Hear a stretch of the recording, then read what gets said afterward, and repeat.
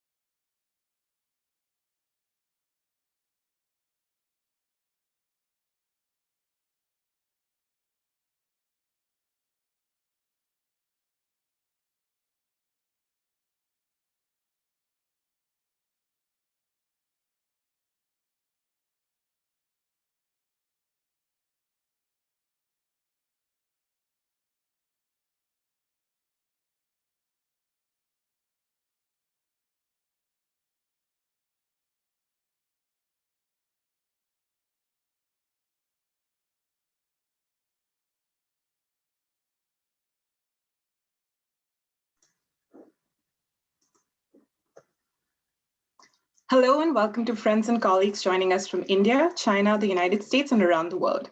My name is Akriti Vasudeva, and I'm a research analyst at the Stimson Center and editor-at-large at South Asian Voices, which is our online policy platform that features analysis on the security, economics, and politics of the subcontinent. Let me begin by saying that we're all pained and saddened by the COVID situation in India at the moment. We're thinking of all of you in this difficult time and hope the situation improves soon. Our conversation today is a follow-up of a South Asian Voices discussion that we hosted last July, only a few weeks after the India-China border standoff in eastern Ladakh began, and right after a deadly clash between Indian and Chinese troops in the Galwan Valley, which resulted in at least 24 deaths. In that session, we assessed the triggers, motivations, and immediate impact of the Galwan incident on India-China relations. A lot has happened since then, on the border, in the broader bilateral relationship, and in Indian foreign policy. This includes an Indian operation to capture the Kailash Range heights in eastern Ladakh, winter deployment of troops and equipment by both sides, New Delhi's invitation to Australia to join the Malabar naval exercise involving India, United States, and Japan, and its participation in a Quad leader level summit, several high-level meetings between diplomatic and military officials in India and China, and a partial disengagement of Indian and Chinese soldiers beginning in February this year, during which India vacated the Kailash heights that it had occupied. Today, as we approach the one-year anniversary of the Galwan confrontation, we pick up the threads from our July event and examine how the still ongoing crisis on the line of actual control has impacted each country's threat perceptions, strategic posture, diplomatic and economic approach, and what these moves will mean in terms of long-term implications on the India-China relationship going forward. And to discuss all this and more, I'm thrilled to have a fantastic panel of India, China, and Indo-Pacific watchers, some of whom are regular contributors to South Asian Voices. We have with us today Antara Ghoshal Singh, who is a research associate at the Center for Social and Economic Progress in New Delhi, and her research focuses on Chinese discourse analysis. Arzan Tarapur is a research scholar at Stanford University's Shorenstein Asia Pacific Research Center and has done extensive work on India's security and military policies and its equities in the Indian Ocean and broader Indo-Pacific. Jagannath Panda is a research fellow and center coordinator for East Asia at the Manohar Parrikar Institute for Defense Studies and Analysis in New Delhi. And he's also the editor of the Routledge Studies on Think Asia, and he's a prolific writer. I'm sure many of you have read his works. And finally, my colleague Yubing Sheng, who is a research analyst with Stimson's East Asia program, and has recently completed her PhD in international security and comparative politics from the University of Chicago. Thank you all for joining us. And let me state here that this webinar is accompanied by a series of essays by our panelists for South Asian Voices. So please do check those out on our website, which is actually a new website on www.southasianvoices.org. So today our conversation will be a mix of a moderated discussion, some interaction among the panelists themselves, and plenty of audience engagement. So I'll be interspersing questions from the audience throughout the session. Make sure that if you have anything that you would like to ask our panelists, please type it into the Q&A box at the bottom of your screen. Identify who the question is for, and then I'll pose it to the panelists. So let me start with a question for the entire panel. Over the past year, we, the strategic community, the scholarly community, we've vigorously debated the cause of the standoff in eastern Ladakh. Common explanations that have been given by analysts include Indian border infrastructure development, particularly the construction of the Darbuk-Shok-Dolak-Bed Oldie Road, Chinese adventurism in the aftermath of COVID-19, Indian government's withdrawal of Article 370 and the reorganization of Jammu and Kashmir. So a year into the standoff, do we have a clear sense of the trigger of the crisis and Chinese motivations behind initiating it? And to what extent do these matter? Antara, you've written that Chinese analysts were flagging a shift in India's China policy and a discernible self-confidence for a few years before the 2020 standoff started, and they were warning that a conflict may happen. So this suggests that maybe Chinese actions on the border were not simply a response to infrastructure buildup, but may have been sort of a post facto explanation for geopolitically motivated efforts to control territory. And you also argue that the crisis is in some ways a result of geopolitics and India's role in the Indo-Pacific strategy and participation in the Quad. So maybe we can have Antara and Yubing start and then go on to Arzan and Jagannath. Antara? Hi everyone. Thanks, Akriti, for inviting me for this important discussion. And it's really an honor to be a part of this excellent panel. Regarding your question, I must say that it's one of the most pertinent questions in today's time, something probably everyone wants to know in New Delhi and beyond, So why are we having this crisis at the LSE, and why is there a visible change in China's Indian policy? Although there aren't any confirmed answer to the question, but if you follow the Chinese debates and discussions on India in the past few years, you will get an understanding of the thought process in China. So to begin with, as a part of its global strategy, China had originally sought India's cooperation on two fronts. One is to hedge against the US free and open Indo-Pacific strategy, either to nip it in the bud or to make it less harmful to its Chinese interest. And second is to have India as a key partner in China's Belt and Road strategy or two ocean strategy, which is actually designed to open up a major Indian Ocean exit for China to sidestep the strategic pressure or the related maritime disputes it faces in the Asia-Pacific region. So even as it pursued cooperation with India at the global level, China has been somewhat reluctant or unwilling to address some of the Indian concerns and aspirations at the bilateral level, like the border dispute, clarification of LAC, Pakistan, Kashmir, or China's support for India's accession to NSG, UNSC, and so on and so forth. So China's reluctance in these issues have been supported by the argument that these demands by India pose a challenge to the Chinese peripheral goals of securing a China-led regional order in the area surrounding China. Which is considered as a crucial step towards China's rise. Over the years, as China-India cooperation at the global level made little headway, India kept insisting on proper settlement of the bilateral differences as a precursor to the betterment of bilateral ties. And the conclusion drawn in China were twofold, like the American rejection of China at the global level has somewhat offset China's power and psychological advantage over India. That India is now emboldened. It doesn't care about the power gap that exists between China and India. And secondly, that the China-India cooperation model is hard to realize. That China is overestimating the possible benefits of wooing India, and China prioritizing peace and stability at the LSE is actually giving undue advantage to India. So now, as the pandemic broke out last year and China found itself under unprecedented international pressure and intensified rivalry with the United States, so increased its various insecurities around India. It was argued that the pandemic at that point in time produced more opportunities than challenges for India and opened up important diplomatic space for the country. This led to widespread anxiety within Chinese strategic community that more opportunities for India means higher its international status, stronger its self-confidence, and louder will be its demand for more concessions from China in the region. And it is unlikely that China can achieve the expected benefits from the China-India ties by just continuing with its policy of cooperation. And it was felt that China needs to reassert its strength advantage against India and force it to cooperate and to deliver the benefits that China expects from this relationship. So it is in this background, it is in this background of this churn in China's strategic thinking that the present crisis broke up.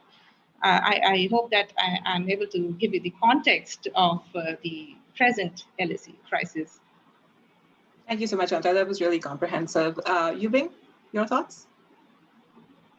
Yeah, thank you so much, everyone, for being here, and thank you for inviting me to this conversation. I also feel very honored.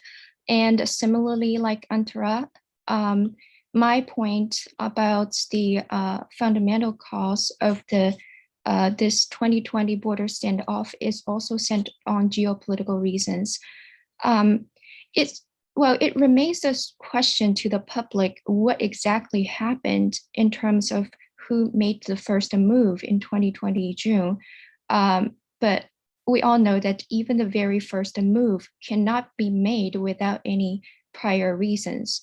So I think, to me, trying to find out who made the first move, for researchers at least, it is probably less fruitful to start this blame game.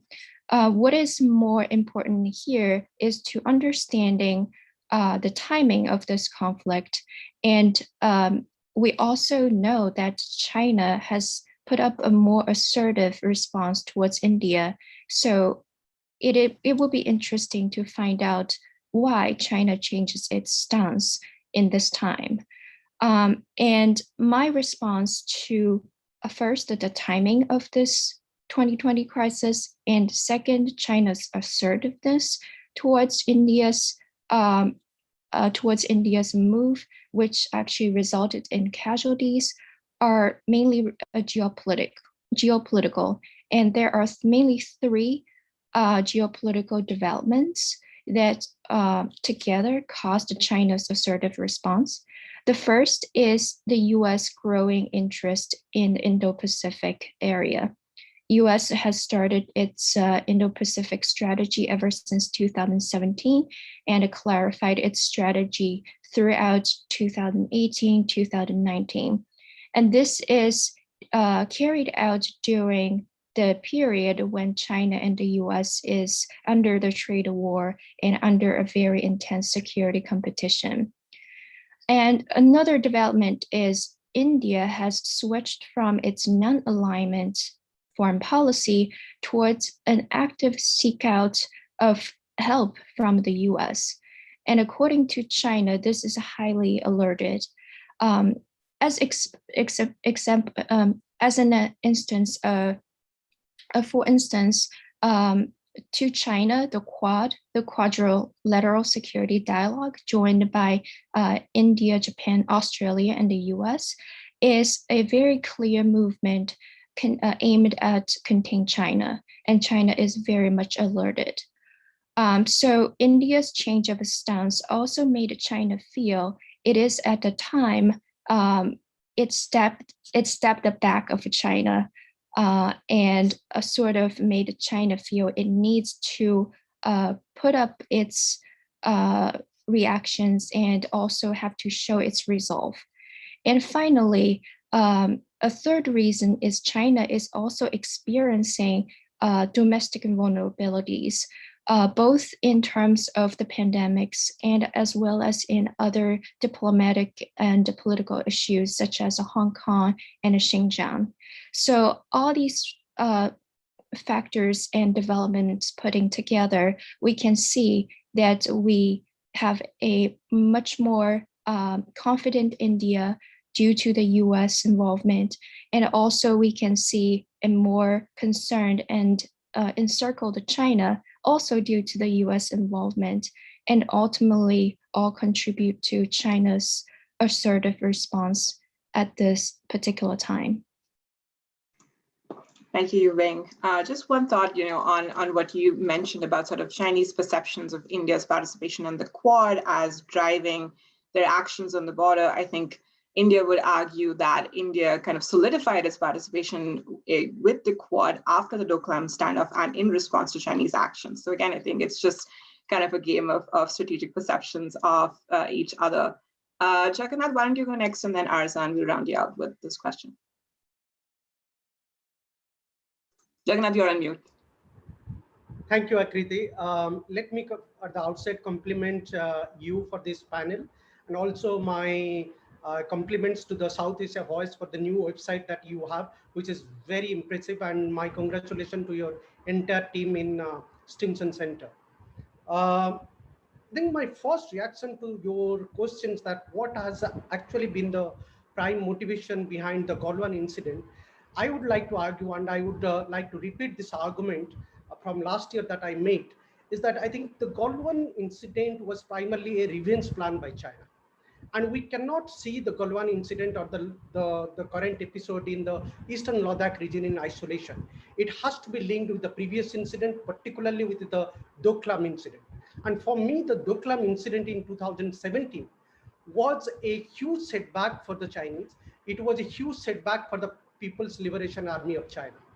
And we need to understand that that was one of the key moments in India-China boundary history and also in India-China relations. Because not in recent history, except crossing on the Pakistan front and on the Myanmar front, Indian military, Indian army actually crossed the international line of actual control and went to Doklam to stand there for 73 days to face the PLA in Doklam region in 2017. And I think that was a huge setback for the Chinese. And also what we need to also really connect here is that in 2015 and 2016, PLA underwent through a massive reforms and restructuring plan. So the Doklam incident came as a strategic shock to the Chinese strategic community, and hence the Galwan was a revenge plan. And I would read it that it was the prime motivation behind the current episode that is happening. But there are other also key factors that we should not discount. And there are other number of other motivations behind why the Galwan incident happened and why we are seeing a prolonged event today in Eastern Ladakh. I think the other key motivating actor is that I think for a long time, more Chinese and to a lesser extent probably India, both sides are trying to change the status quo on the ground. And I think that has been also another critical variable in the prolonged nature of this conflict. If we try to connect the dots, Chumar incident, which actually happened in 2014 when Xi Jinping came to India, Doklam incident in 2017, and the Galwan incident. In each of these incidents, China has a new claim, and these claims were not really publicly expressed or expressed or outlined publicly by the Chinese beforehand. In fact, through all of these incidents, China is making new grounds through having new claims and trying to pass a message that this is our new claim. From India's point of view, I think there is a nationalist government and there is a national, stronger national plan in terms of building border infrastructure and making India feel empowered in the Indo-Pacific regions. That has been also another triggering point behind this conflict. But I think if we try to see more from a holistic point of view, I think it is less to do with the technicalities of the boundary that has triggered this conflict. It is more about the temperament. And this temperament is about national temperament. Two competing powers, their geopolitical interests are clashing, and we have two competing nationalist leaders on both sides, Xi Jinping and Prime Minister Narendra Modi. And I think that is also a kind of building to the event here. And therefore, we are seeing a prolonged conflict in the Galwan and in the Eastern Ladakh region. But I would see that primarily it was Chinese that actually triggered the moment, and we did see that it was a revenge plan for the from the Chinese side. One last point here is that from my side, I think what is also becoming very clear here is that The conventional argument or the conventional principle in the India-China boundary dispute that differences should not become dispute is no more relevant. And I think with the Galwan incident, this line of political thinking has become irrelevant. So I think we have marked a we have entered into a new period through the Galwan incident, and to some extent, I think the Chinese have succeeded in creating this context that differences can lead to disputes, and India should be careful. Thank you, Jagannath. I think that's a great point about border mechanisms, particularly essentially being rendered meaningless, and we're not being sure how the situation is going to move forward. We'll talk more about sort of the domestic politics aspect of this later on, but Arsan, your thoughts on the triggers and motivations question? Yeah, sure. Thank you. And Akriti, thank you very much for having me. I've long circled around Stimson and long profited from the things that you do and that you put out. So it's a great honor to be actually part of it and to give back a little. So thanks for having me. On your question, look, a lot has been said and I don't have much to add. Let me just add a little coda to say that even though that this event is titled, a year after Galwan, what we're actually talking about is not who is to blame for Galwan, because that was a tactical issue and we will probably never know for a long time what actually triggered that. What we are talking about is what triggered the crisis that began in May.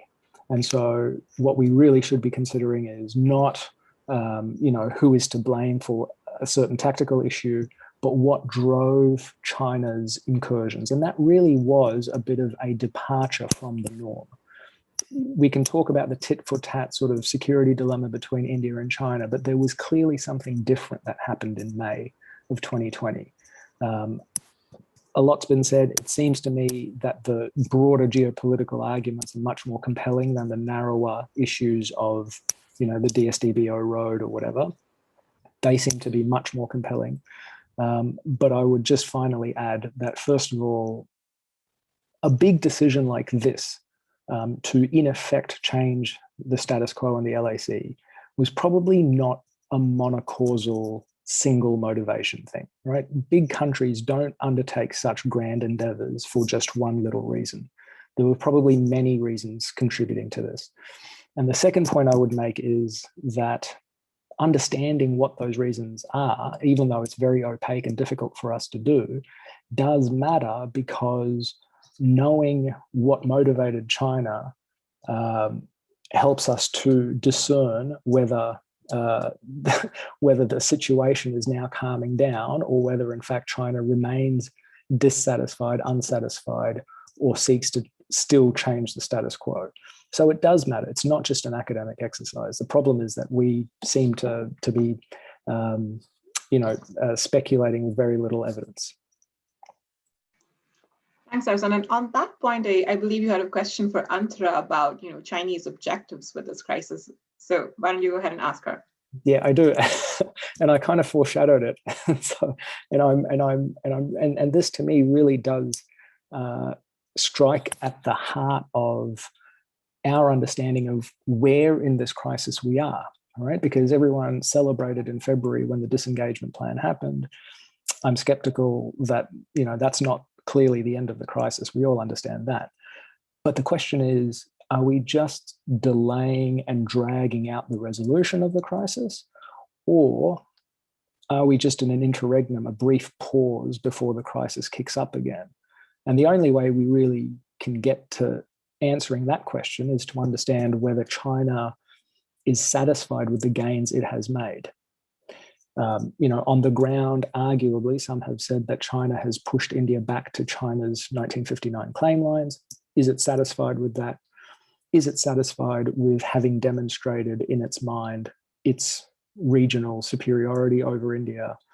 And if it's not, then my concern is that we are just in a moment of pause before this crisis once again escalates. So Antara, in your understanding, is China satisfied with what it's achieved so far? Thanks, Hassan, for the question. Since there is no official confirmation on the reason behind China's move at the LSE, it is really difficult to say for sure that China has achieved or not achieved its objective at the LSE. But if we take into account what the influential and closer to government think tanks in China have been publishing in the last few months, I mean over a year now, then they are there for the long haul. The Beijing narrative is all about normalization of the border confrontation and conflict, a long-term seesaw or wrestling game at the LSE till a red line for both sides is hammered out. And this red line, they want this red line to become the real LSE or the real control area in absence of a mutually acceptable international boundary. So for now, this seems to be the dominant narrative in China. But yes, there are also other shades of opinion from other people from people of repute in China who believe that this might not be the right way to go forward, and only a stable relationship with India is going to be in China's long-term interest. So if you want to summarize, for China, India is still a dilemma, Thanks, Sandra. That's a great point. I think there's some questions from audience members as well on how does China, on the one hand, seek a good relationship with India, but on the other hand, take actions like this on the border and kind of justify them by Indian infrastructure development that is in some ways a response to Chinese infrastructure development. So I think it's, again, going back to just the chicken and egg question, and where does this all begin? Is this about 2013, 2014? Is this actually going back to 1986, 87? Does it go back to 1962 in some ways? Does it go back to before that? So it's really kind of the history of the relationship as well. So I think Jagannath's right that it's not just about the border, it's about kind of the broader irritants in the relationship that existed for a long period of time. But let me come back to the whole panel and maybe zoom out a little bit and think about what lessons, if any, have Indian and Chinese policymakers learned from the Ladakh crisis in terms of perceptions of each other that we've been talking about, and how are these lessons discernible in policy actions? So again, I think, Ansra, if we can start with you, can you talk a little bit about the changing political discourse in both India and China? And I wanted you to start because, last year, the piece that you wrote for us was about China's view of India and how it's evolved in the 21st century from a failed other to a new type of strong neighbor, particularly accelerated after Doklam. And you've also written previously about the two opposing viewpoints in China on how to deal with India and how to perceive India. So, in your perception, which of those views is kind of going to dominate? And then Arzan, we'll come to you on the military actions, Jagannath, you on the diplomatic and economic moves, and Yubing on the changing geopolitical context. So, Antra? Thank you, Akriti. And you're right, after the Doklam standoff, the challenges from secondary strategic direction came into the limelight in China. Emphasis was put on the need to understand the impact of secondary direction on China's overall rise, and how can China adopt far-sighted strategies in this direction to avoid the fate or experience of, say, Germany in European history. India was, of course, projected as a new type of strong neighbor and as a key or sole challenger in the secondary strategic direction to China. But this time, after the Galwan clash, one of the important conclusions drawn by the Chinese side seems to be that, at least by a section of Chinese strategic community, is that whether India practices strategic autonomy or it gets into an alliance with the United States or other countries, its hostility towards China is not going to change. India's posture of treating China as a strategic opponent is not going to disappear anytime soon. indicating that China-India relation might be heading towards a rockier future, But on the contrary, the other conclusion, other popular conclusion that is being drawn by many in the Chinese strategic community is on the need for China to face up to India as a rising power. China-India relation being the second only to China-US relation in terms of importance, and China's equation with India being the key variable in China's overall strategic environment and global diplomacy, which implies that China should not give up its effort to improve its ties with one of its largest and powerful neighbors. So only time can tell, which point of view is going to influence China's India policy in the future. Thanks, Ansra. Arzan, do you want to go next on the military actions? Yeah, sure, can do. Look, from my point of view, I think both sides have things to learn. Whether they've learned them or not is a separate matter.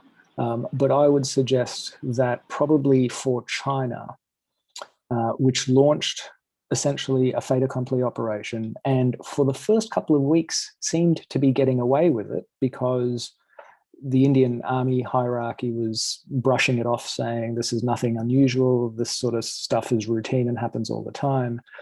It seemed it took a while for the Indian juggernaut to stand up.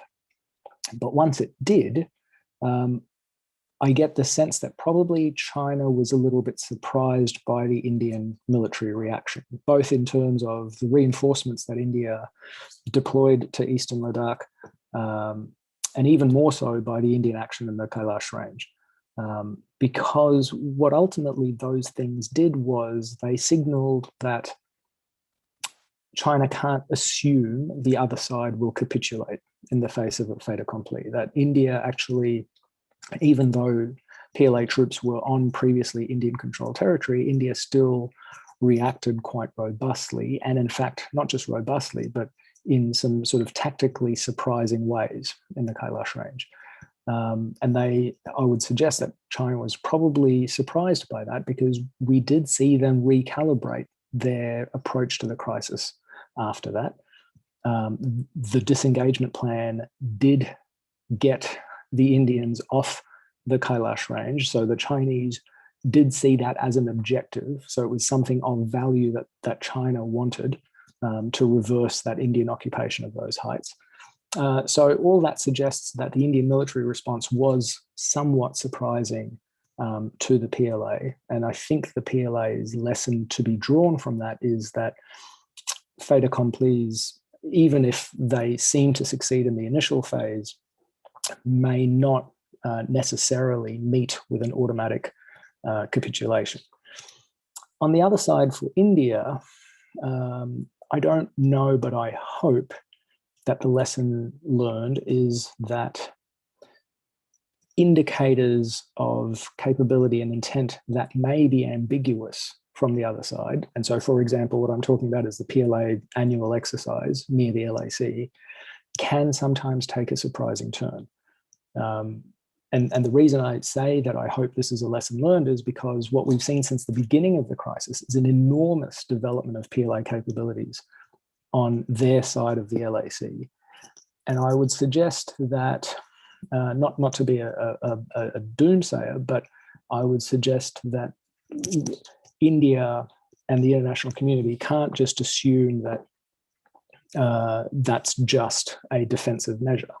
The lesson to be learned from May 2020 is that even ambiguous indicators of military action can sometimes turn out to be pretty negative and pretty threatening. And so once again, coming back to this idea that this crisis is not over and could flare up again, this is a lesson that India needs to learn, not to assume that things are normal and not to assume that the indicators it sees will not surprise it.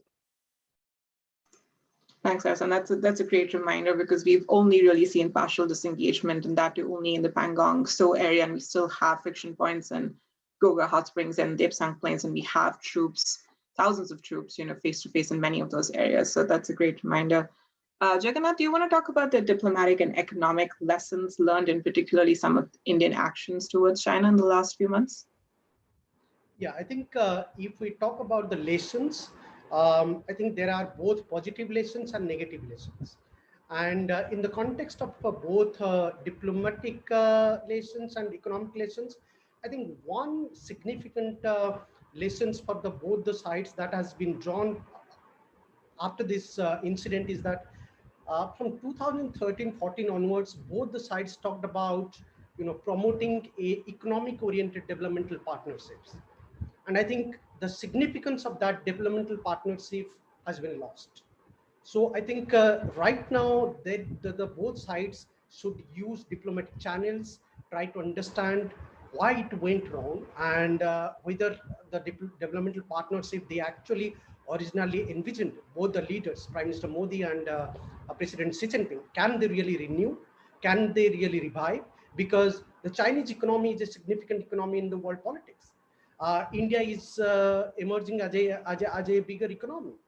Even though in both the countries we do see that the economic performance and their GDP has really slowed down or not really impressive due to the pandemic and due to a number of other factors. But the significance of both the economies in world politics cannot be ruled out.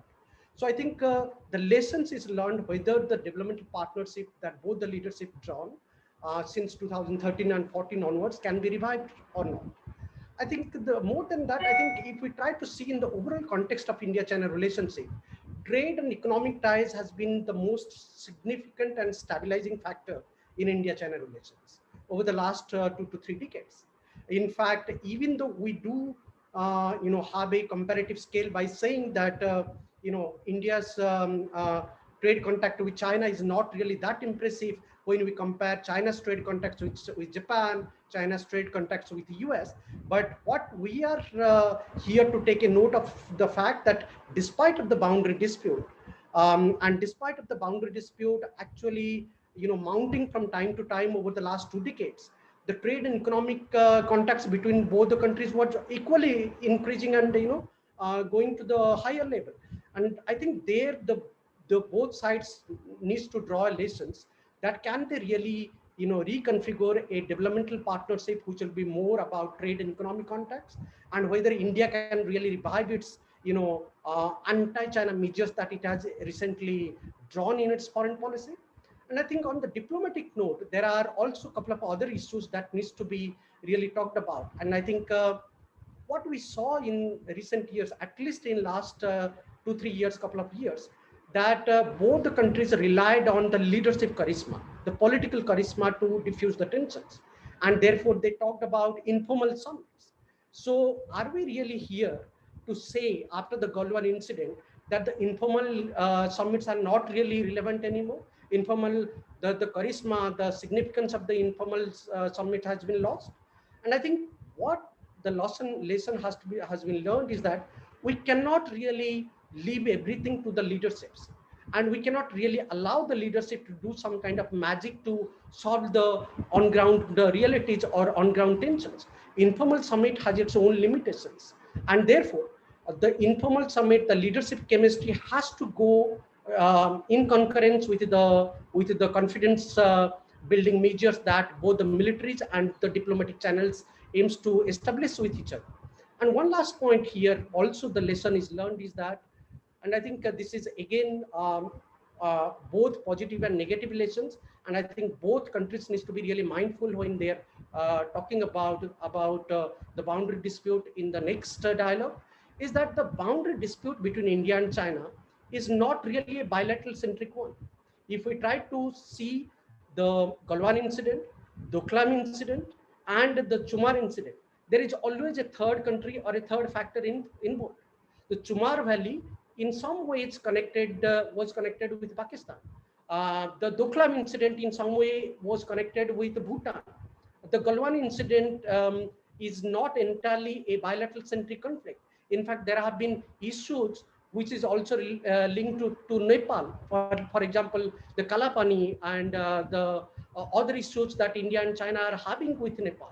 So I think what the lesson that has been drawn is that it might appear that India-China boundary dispute is a bilateral centric, but it's actually not. So successfully, the Chinese have made it a point to bring the third country. And I think both the countries should be mindful about their negotiations when they are talking about, in their dialogue process, how to diffuse the tensions and address the boundary negotiation issues. Thank you, Jagannath. And in the course of your responses, you actually ended up answering some questions from the audience about the impact of the India-China border conflict on smaller South Asian countries. And also, I think the point you made about economic interdependence as a strategy for stability that India had employed for the last 15, 20 years seems to be sort of unraveling. And that's why the focus is now much more on, the military buildup. So Yubing, let me come to you on the kind of geopolitical lessons for both sides from this. Yeah, much has already been said. I think before I go into the geopolitical side of the story, I want to clarify that in my opinion, I think this Ladakh crisis during 2020 is actually itself a communication between each other. It, at the minimum, demonstrated both sides have a very different understanding of the line of control. And it shows that India certainly is unhappy about China's infrastructure building along the line. And China also has showed its resolve to maintain its claim. And I think its claim is, as Azan has mentioned, it's the 1959 claim, which is different from the understanding of the India. From China's perspective, it does want to maintain the status quo. Reason being, it is facing a lot of geopolitical challenges. One from the US, it also has its own issues with, for instance, Taiwan and Hong Kong.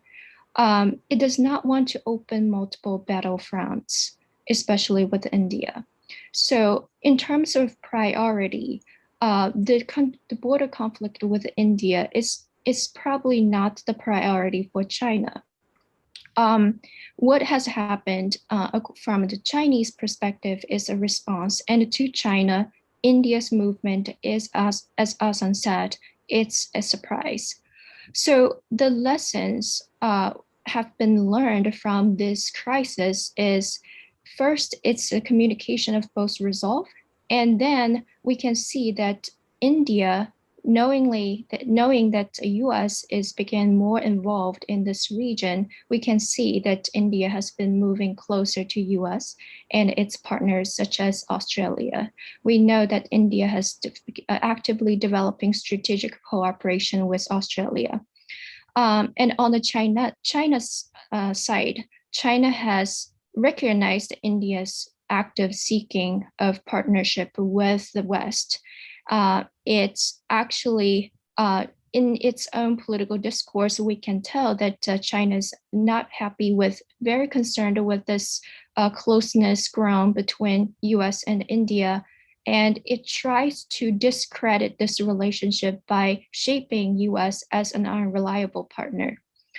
And ultimately, I think the conflict that's driving the US and India would be geopolitical. I agree with the previous discussion that the border conflict is mainly tactical.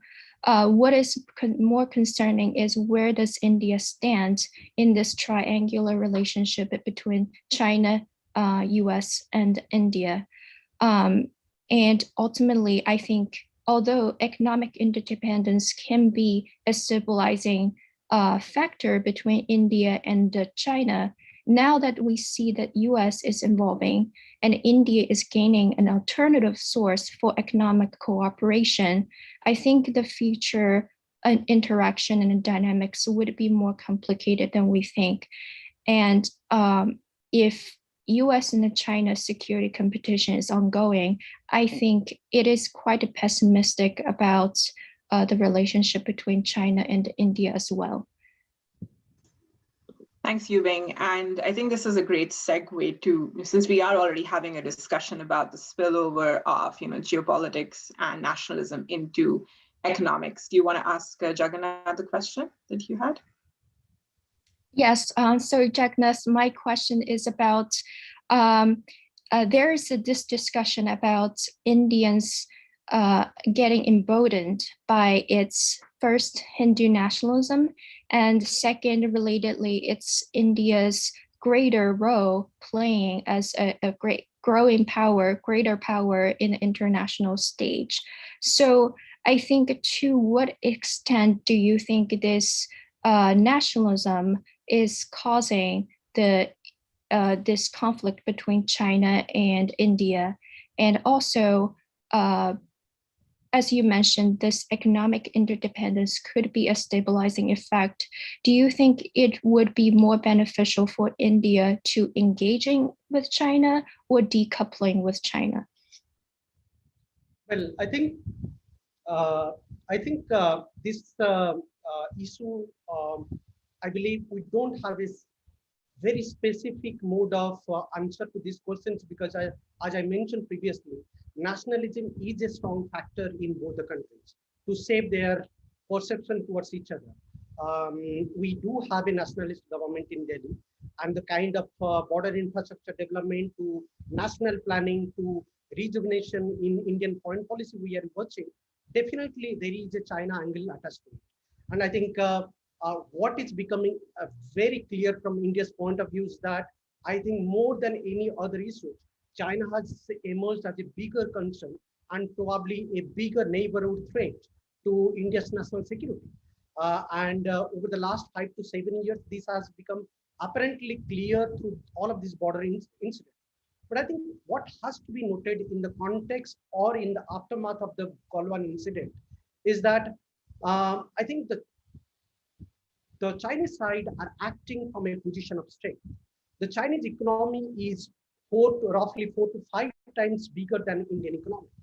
And I think for India, the chance to match only the Chinese military resolutiveness, the military assertiveness in the border region is to look for new plans with bigger powers in the regions, that is with US, with Japan, with Australia, and few other countries beyond the Indo-Pacific regions.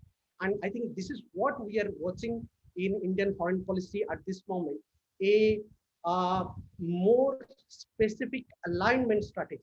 We do have a multi-alignment strategy.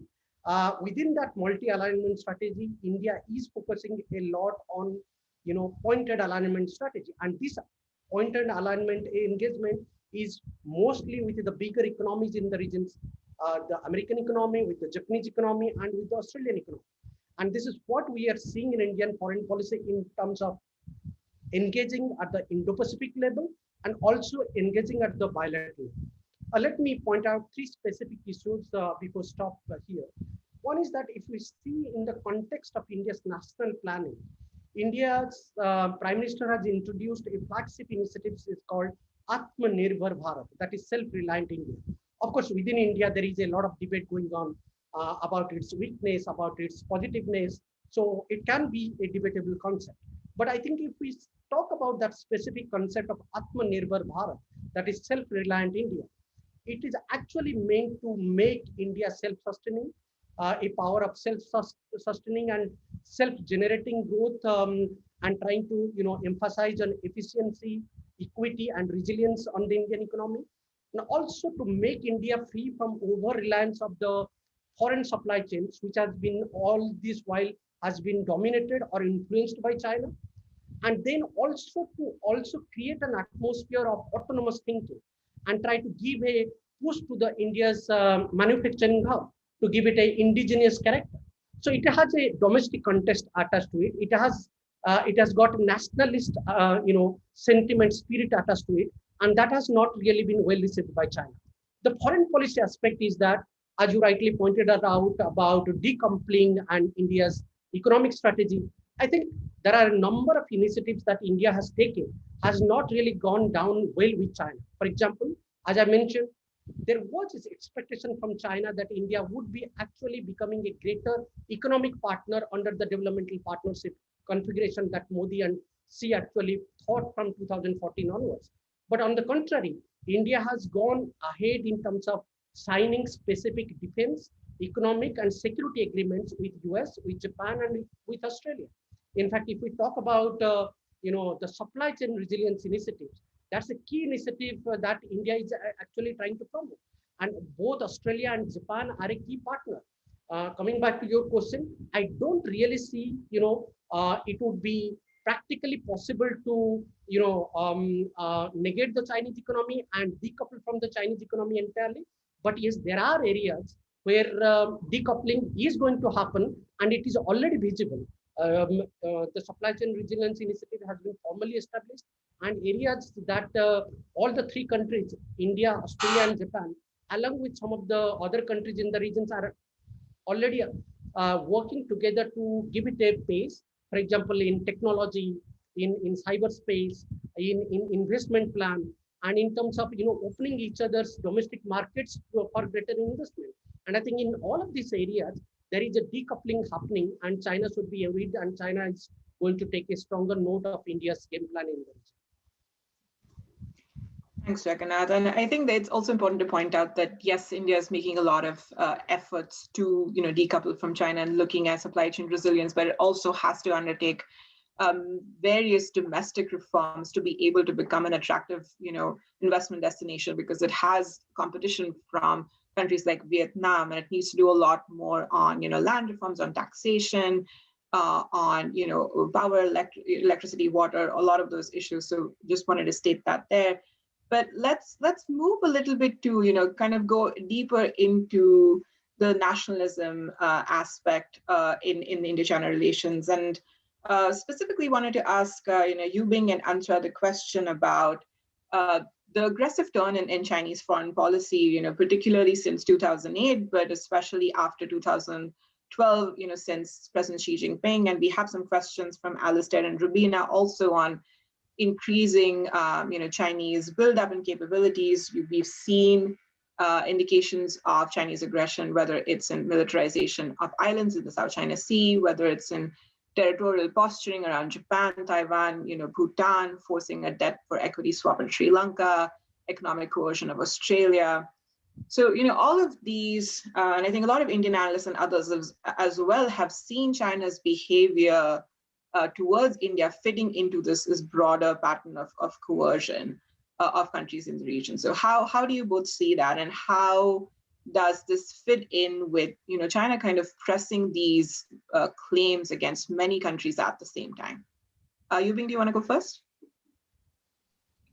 Yeah, I can go first. And as I previously mentioned, China has multiple security issues to concern with. The South China Sea, for instance, the Taiwan issue, and also in even the Senkaku Island that China has traditionally has disputes with Japan. And unlike this border disputes, in those territorial disputes, China has explicitly shown its revisionist intentions. It does want to retrieve the territory they considered as lost in the past.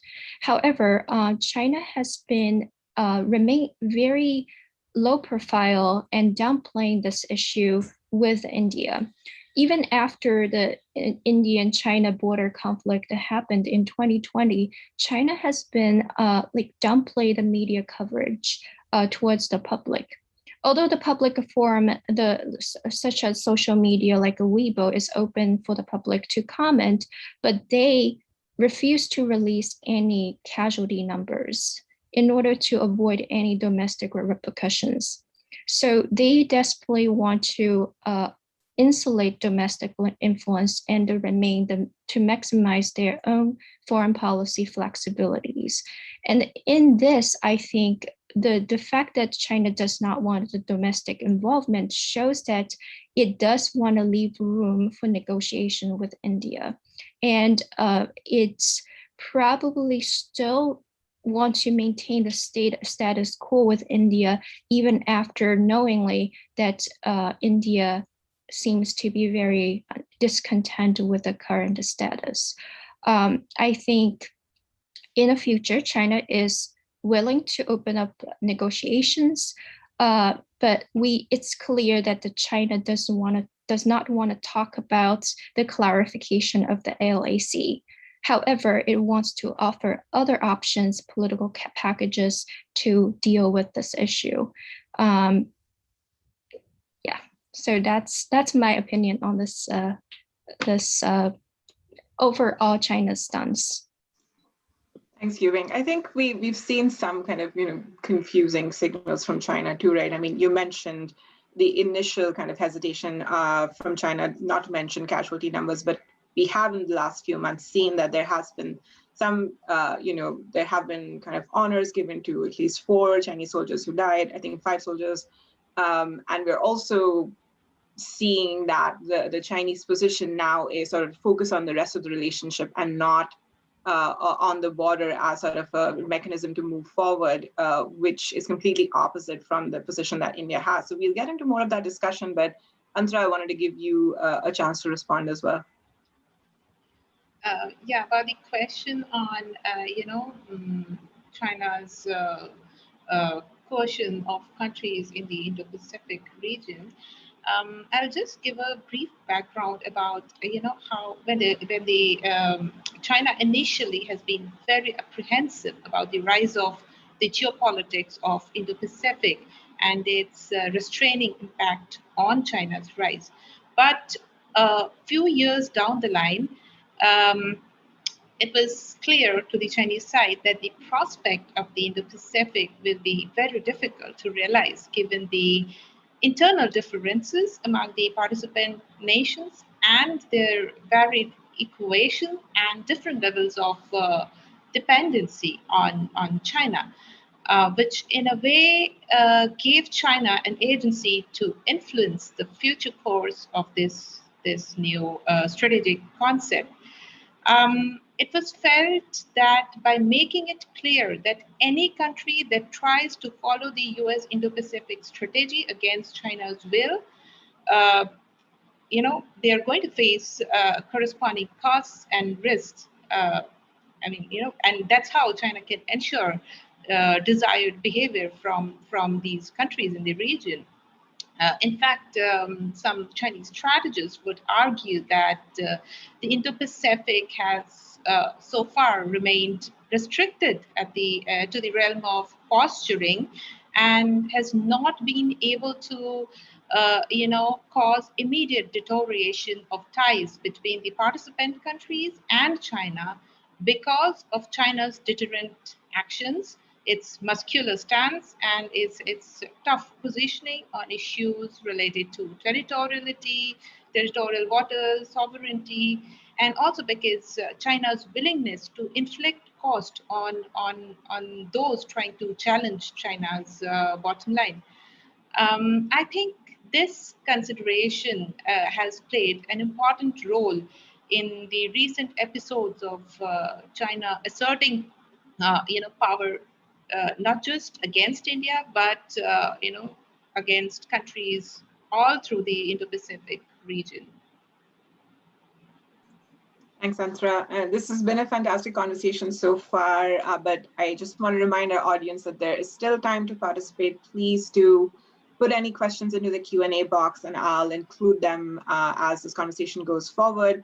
Let's kind of end this round of questions on nationalism with Jagannath. I think you had a question about Chinese nationalism and its impact on India-China relations. Do you want to go ahead and ask that question? Yeah, I think Yubing's point about nationalism was fantastic.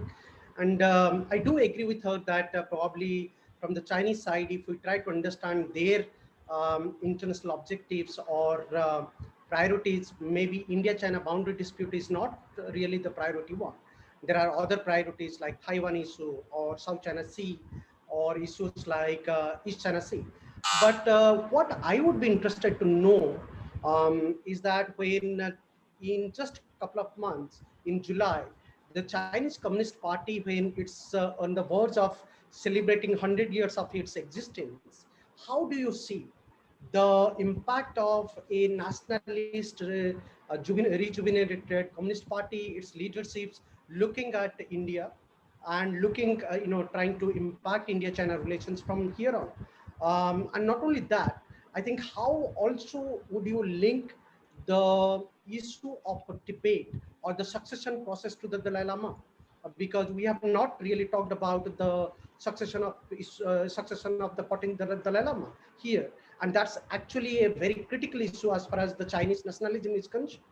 The Chinese are extremely sensitive about the Dalai Lama issue. So I would like to have your comments on these two issues. One, how the CPC is going to look at India from now on, and the 100 years of Chinese Communist Party existence is going to impact India-China relations in future. And how do you link it with the succession process of Dalai Lama and its fallout on India-China relations? So these are excellent questions. For the first question, whether the coming 100-year anniversary of the July 2021 for the Chinese party's establishment would affect the how China perceive India, I think from China's perspective, they hold some pride in terms of its growing economic power and military expansion, and also over not only over India, but also over other countries. It wants to, according to Xi Jinping, it wants to demonstrate its great image of being a great power. So in this case, I think what concerns China is the growing closeness between India and the US, and what China probably wants to communicate through those anniversaries or in the future engagement is to try to discourage this boundary, try to discourage this connection between India and the West. But from what mechanism this discouragement could work, whether it's through carrots, provide incentives such as building up closer economic relations and offering other help, such as China's recent move to provide a supply in the vaccines to India offers benign whales, or it's through sticks, such as showing resolves, or it's even a combination. I think this is rather based not just from China's perspective, it's mutual. It's also based on India's response. So we'll see how the future is developing. What we can tell from the current China's position is China certainly does not want to provoke conflict actively with India. It's already have many things in its own baskets to worry about and does not want to open a sudden battlefront with its neighbor. And in terms of this Dalai Lama situation, it is true. It is a very sensitive situation in China, and that's partly why the media and also the social media platforms are also like censoring those sensitive informations and trying to insulate the domestic influence on this issue. And as I mentioned, the CCP wants to maximize its flexibility in terms of its foreign policy making. And currently, I think my opinion regarding the impact of nationalism, its impact on China's foreign policy is, since China has this capability to control both its media and its military to oppress any oppositions, nationalism is unlikely to affect China's foreign policy stance, no matter how sensitive this issue is. However, I think it might be a different situation. I'm giving the ball back to Jagannath and other commentators. I think in India, the nationalism seems to be a different situation because India is a democratic country. Public are allowed to opinionize freely, and you have this voting power to influence your foreign policy. So I think growing nationalism in India probably can be a push or spark for the future tension between the two countries. Thanks, Yubing. Arzan, do you want to add anything on that? I thought I saw you kind of shifting in your seat a little bit if you wanted to respond. Okay. No worries. Okay, we'll move on to sort of the last set of questions focused on the Indo-Pacific and how that impacts the India-China relationship and partnerships with other countries in terms of balancing dynamics. So to Arzan and Jagannath, what do India's relations with the United States and its participation in balancing coalitions like the Quad mean for a strategic competition with China? And are these effective deterrents to Chinese coercion? Jagannath, you mentioned in your piece that Indian efforts to strengthen relations with the Quad and Quad Plus partners, their recognition of the Chinese threat and constitute Indian investments to address the Chinese threat, right? But Arzan, you argue that these measures are not enough to deter Chinese coercion. So Arzan, why don't we start with you, and Jagannath, then you can respond. Yeah, sure. Look, first of all, it depends on who we're talking about, which partners we're talking about. If we're talking about the US, it then really comes down to whether you subscribe in the sort of academic jargon, whether you subscribe more to the deterrence model or the spiral model, right? Because as Yubing has said, the closer that India and the US get together, the more concern it triggers in China to arguably trigger the security dilemma and prompt Chinese aggressive or assertive behavior. On the other hand, if you subscribe to the deterrence model, then the closer that India and the US get together, then the stronger deterrent signal they send, and in fact, the less aggressive China becomes. I happen to, I think, more often than not, subscribe to the latter model. So I think that deterrence is important, and a US-India, a US partnership is critical to Indian deterrence. If we're talking about the Quad, on the other hand, I think the Quad as a grouping, as opposed to the members of the Quad, I think the Quad as a grouping is not unimportant. I think the greatest value of the Quad is its ambiguity, the fact that we don't know how it will evolve, the fact that it's an open-ended grouping that may grow both deeper and wider, that is more substantial cooperation between the four members, or include other members on an ad hoc or an issue-based basis. The fact that it may evolve in unknown, unspecified ways, I think is probably what gives China the greatest concern, not what it is doing right now. Having meetings, even summit level meetings, having the odd sort of policy initiative like the vaccines initiative per se does not add any deterrent value. The military side of the Quad is grossly underdone. People talk about Malabar, but that amounts to a hill of beans at this point. So in terms of deterrent value, the Quad adds nothing at this stage, except that it provides a risk to China of a potentially, in the future, greater, more meaningful counterbalancing coalition.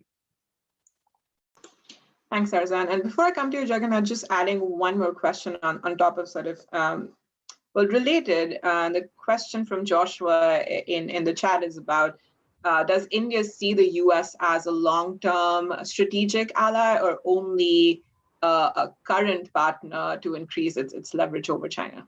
So over to you. Excellent questions. Let me address it slightly on a different note, that I think that in international relations, if we try to see powers, particularly rising powers rely on different frameworks, particularly different multilateral frameworks, to execute their foreign policy goals and objectives. This is what we saw in the case of China over the last 2 decades or so. From 1996 onwards, China established the Shanghai Five and executed to the next level to establish the first multilateral organizations in Eurasian regions, that is Shanghai Cooperation Organization in 2001. And since then, China has relied on a number of multilateral institutions and frameworks to execute its foreign policy and to compete with the US. Similarly, here in the case of India, what we are seeing today, in order to compete with China, India is relying on different mode of connections, multilateral frameworks, to execute its foreign policies, goals and objectives. Quad is one multilateral process, multilateral groupings. Equally, India is relying on trilateral formats with Japan and Australia, with France and Australia, France and Japan. So there are different kind of multilateral frameworks India is employing to execute its foreign policy.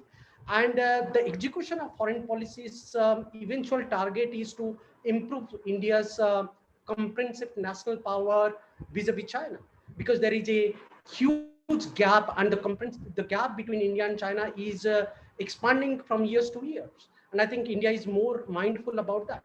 But coming back in specific in context of India, US and India Quad, I think with regard to US, it's a consequential partnership. And I think this partnership is going to evolve further. It is going to strengthen further. And there should not be any doubt about that. Even though at this moment, it looks that India-US relationship is only responding to the China challenge, and there is a lot of activism is happening. But if we take a kind of a neutral assessment to this relationship, even though there have been misperceptions between India and US on a number of issues, like on the Iran issue, on the North Korea issues, and on how to tackle the issue of terrorism, including the issue of Pakistan. But I think on the overall spectrum of global security architecture, both India and US shares a common ground. And I think that has been one of the defining veins in India-US relationship. And therefore, what we are seeing today is that after signing Jisomia, Lemoa, Kamkasa, India and US have signed the fourth foundational agreement, that is BECA, including the International Security, Industrial Security Agreement. So all of these agreements has actually put a long-term enduring platform for India-US partnership. And that has not really gone well with the Chinese. When it comes to India and the Quad, I think the point we are missing here, and I think I would like to make an explicit mention about this particular point, is that I think within India Quad chemistry that is emerging, of course, we know that probably India was a little hesitant to embrace to the Quad as a grouping and take it seriously. But today, I think there is a lot of seriousness on India's involvement in Quad. That is also for specific regions, the kind of chemistry that has emerged between India and Japan. India-Japan bilateral partnership has been actually multidimensional. It has its bilateral components. Japan is the largest investor in Indian domestic context. And when we see it from the China angle, Japan is the only country which is investing in all the 7 or 8 northeastern states of India, including in Arunachal Pradesh, across all the areas, be it environment, be it agriculture, be it sanitization, be it road and infrastructure, railway platform buildings. Japan is a key investor. That has not really been gone well with the Chinese. So there are a number of issues that the Chinese have taken note of within the Quad grouping. India's embrace to the Quad grouping and India's embrace to the bilateral partnership with the Quad countries, that has not really gone down well with the Chinese. The last point that I would like to make is that I think what we have to also take into account is that the future plan of the Quad and the future plan of India having with the specific Quad countries, be it with Japan, be it with the US, or be it with Australia. For example, we are talking, quality infrastructure building is emerging as a key variable in China versus the rest. For example, there is a talk about the blue dot networks component among Australia, among Japan and US. And India is considering to support this framework.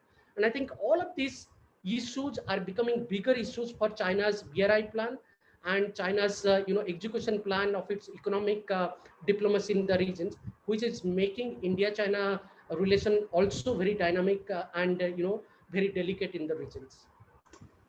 Thanks, Raghunath. And I think it's an important point to underscore that, of course, we are looking kind of at the military side of things a lot, particularly in the context of the border standoff. But broadly, you also have to look at economic initiatives, and now the vaccine initiative the Quad is putting forth, because those are more enduring forms of competition in the region, and those are goods that smaller countries require. They require sort of alternatives to China. And so things that you mentioned, infrastructure development, whether that's, or other things like humanitarian assistance, disaster relief, all of those are also critical components of this cooperation.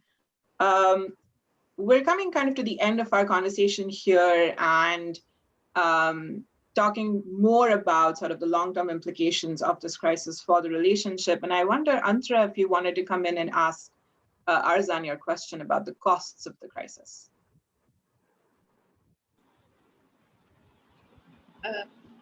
Arzan, can you hear me? Okay.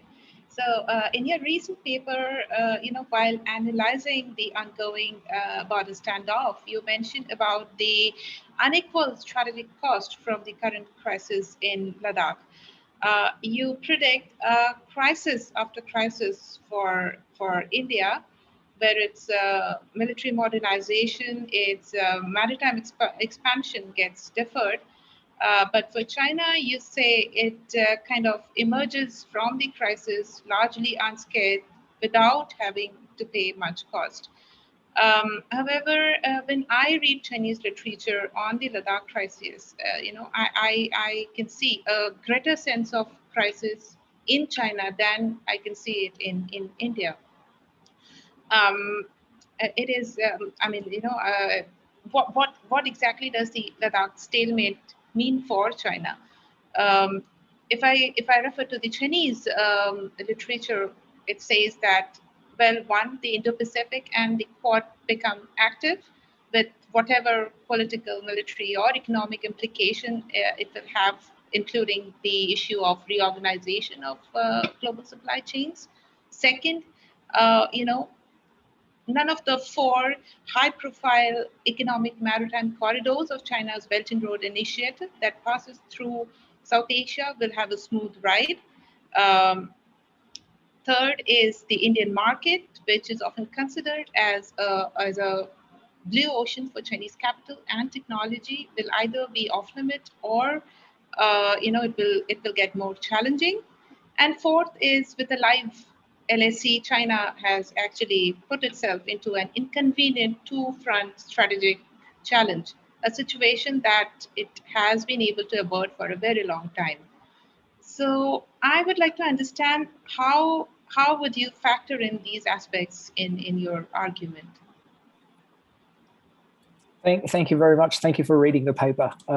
So the point that I'm making in that paper is actually something very similar to what you've just said, which is that my argument is that China has borne relatively smaller costs from this conflict, from this crisis, and that the costs that it has borne have been largely political rather than material.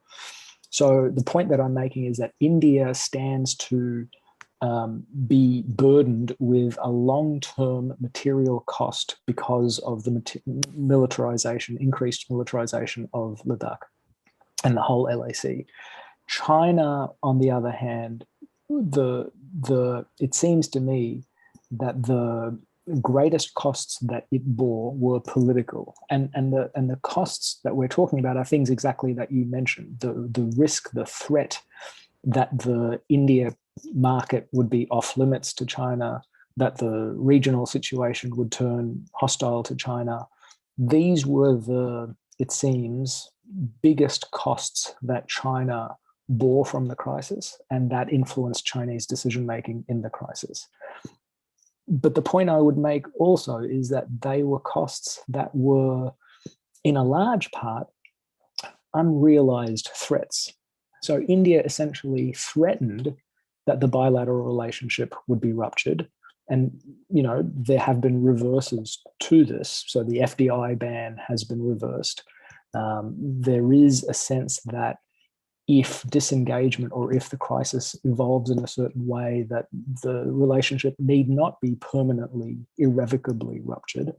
And so the point I was making was that the costs that China bore were largely political. They were largely theoretical in the sense that they were future threats, future costs that it has not yet borne. And finally, I would say that the lessons that India can draw from this, India should not draw the lesson that it can do exactly the same thing next time, because probably part of China's calculus in how it behaved in this crisis, a large part of that was out of India's control. A large part of that was the pressures that China felt on multiple fronts, many of which had nothing to do with what India was doing or what was happening on the LAC. And so the idea that India can repeat what it did by occupying the Kailash range and thereby coerce China in the future is what I'm warning against. That it's not a simple matter of, reapplying this formula, and that ultimately the threats that China faced that affected its decision-making calculus were pretty contextual, were pretty contingent on the crisis that it faced, and they were largely political, exactly the sorts of things that you referred to, that you saw being expressed as concerns in China. Thanks, Arzan. We're coming to the end of our conversation. For our last question, maybe let's do kind of a lightning round, 2 minutes each. At the moment, we discussed this earlier a little bit, there is a fundamental disagreement between the Indian and Chinese positions on how to move forward with border negotiations, but also the larger relationship. So we've heard the Indian External Affairs Minister say that the border dispute must be resolved first, the LAC must be clarified, and only then we can move on to the rest of the relationship. But the Chinese Foreign Minister said that the two countries should focus on the bilateral relationship, and the border will essentially be automatically resolved through cooperation and sort of building of trust. And Jagannath, you've written in your piece about the various dialogue mechanisms that exist between the countries, and yet they've not been able to successfully resolve the border issue for the last few decades, which indicates a lack of political or strategic will to do so. And you also argue that this explains China and India's behavior. I mean, negation, the idea that India is negating China's interests and China is negating India's rise. So in this situation, how do each of you see ties progressing in the future, both kind of the medium to long-term future, but also immediately, considering the fact that India is consumed by the second wave of COVID, but we still have deployment of troops on both sides, and we're heading into the summer where generally, tensions flare up. So let's start with Yubing, go to Antara, then Jagannath, and then finish off with Arzan. All right, and I think my last point very much echoes with what Arzan just mentioned. I agree that the fundamental cause for this tension between India and China is not about the border. It is about the larger picture of power competition and where does India situate itself in this triangular relationship with the US, China, and India. And in the future, it becomes even more clear that it is not just about the border. It is about this power rivalry. So I think, as Arzan mentioned, that probably more beneficial for India is to getting close to the US and provides this deterrence effect against China. But again, from the China's perspective, this increases the security dilemma. The defensive posture that India has probably would be considered quite offensive and may lie towards China.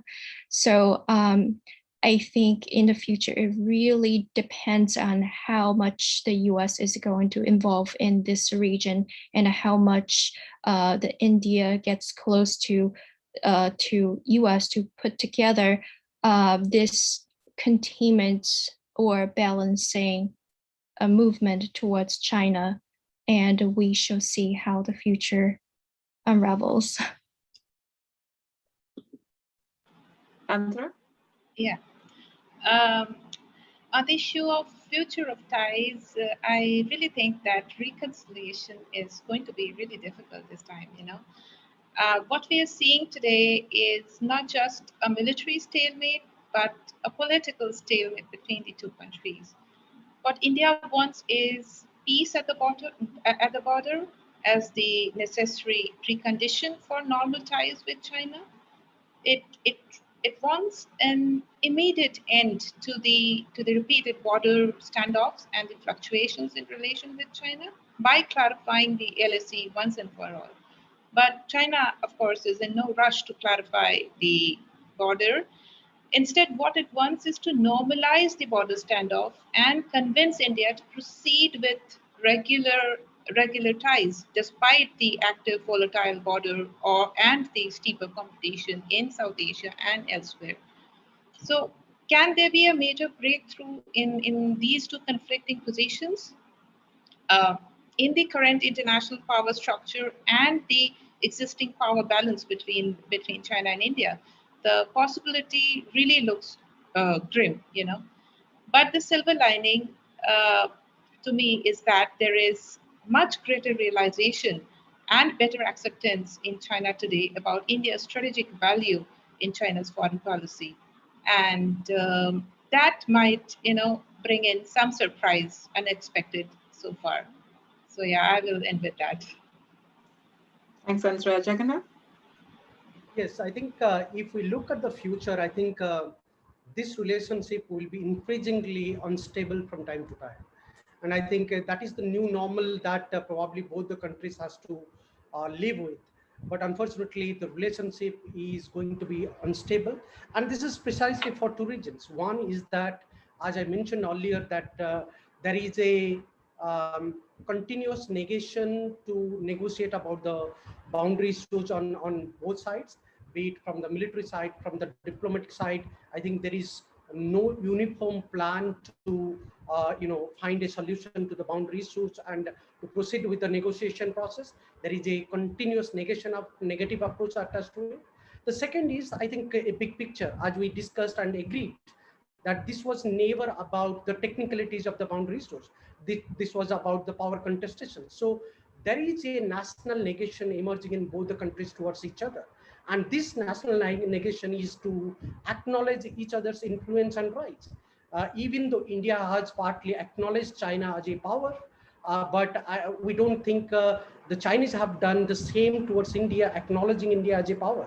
In fact, what the Chinese have done is that instead of acknowledging, they have become unnerved by India's rights, India's rising influence, India's constant adherence to the Quad process. And today, what we see a kind of activism in Indian foreign policy to engage with the Quad Plus format countries who are beyond the Indo-Pacific regions, be it Israel, be it Vietnam, be it many other countries who are actually beneficial to India's national interests. So there are two specific issues emerging: is a contest for resource and the contest for influence. That is going to make India-China relationship unstable. And I think that's the new normal the relationship has to accept, unfortunately. Last word to you, Arzan. Yeah, look, there's not a lot to disagree with. I think fundamentally what we are seeing is a shift in the relationship where it's transforming from one where they've tried to find a modus vivendi to one where it's now where the default position is adversarial. And the big question, both in economics and in diplomacy, is going to be to what extent does it become completely adversarial? So, we're at a bit of a global inflection point where decoupling with China is now politically possible, politically acceptable. But of course, it's not going to be complete decoupling. It's a question of to what extent can countries like India wall off critical infrastructure or critical industries and decouple those from China. Similarly, in diplomacy, it's going to be mostly adversarial, but there are still going to be some global issues that require working with China. And so the question is, the hard question is going to be, to what extent can countries like India and others work with China on those hard global issues? And my final point in this of leaving everyone on a positive note is that don't forget, the current government in India likes surprises. And don't forget that, the 1993 peace and tranquility agreements grew out of a crisis 6-7 years earlier, right? And so I wouldn't discount the possibility entirely, even though it's unlikely, that it's exactly a crisis like this that contains the seeds of a new agreement going forward. Thanks, Arzan. I think the point that we've all kind of seen throughout this discussion today is that both India and China are going to continue to, rub up against each other in many arenas besides just the border, and it creates sort of more escalatory pathways in some ways, but I think it also makes it more important and critical for them to figure out a way of, living next to each other and be able to negotiate each other's rights. So I think all of us analysts hope that peace will, be maintained at the border, and we see this a resolution of the standoff soon. Thank you to our stellar panelists for your thought-provoking presentations, particularly Arzan. Thank you for staying up late to participate. And a huge thanks to all of you for joining us and engaging with our panel. The video of this discussion will be available on the South Asian Voices website shortly, so please look out for that. And for more analysis on India-China relations and how their economic, military, political, diplomatic, and geopolitical ties will be impacted by this standoff, please do check out the series that this webinar is based on, also on the South Asian Voices